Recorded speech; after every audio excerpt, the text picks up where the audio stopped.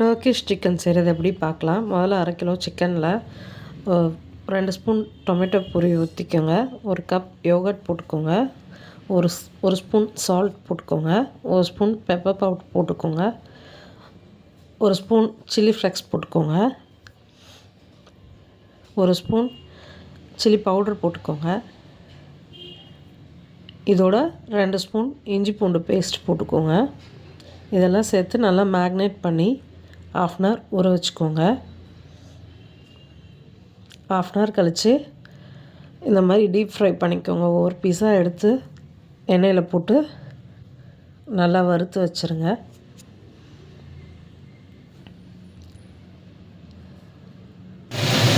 இந்த மாதிரி வறுத்து எடுத்துக்கோங்க. இன்னொரு பேனில் 100 கிராம்ஸ் பட்டர் போட்டு அது மெல்ட் ஆனோடனே 1 ஸ்பூன் மைதா மாவு போட்டு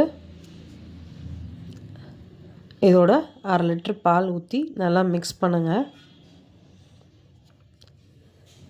கொஞ்சம் லம்ப்ஸ் இல்லாமல் நல்லா மிக்ஸ் பண்ணிக்கோங்க லோ ஃப்ளேமில் வச்சு.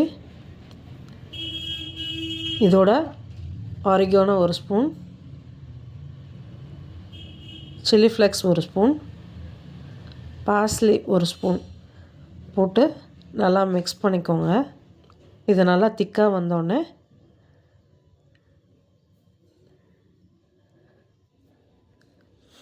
லைட்டாக ஒரு பின் சால்ட் போட்டுக்கோங்க.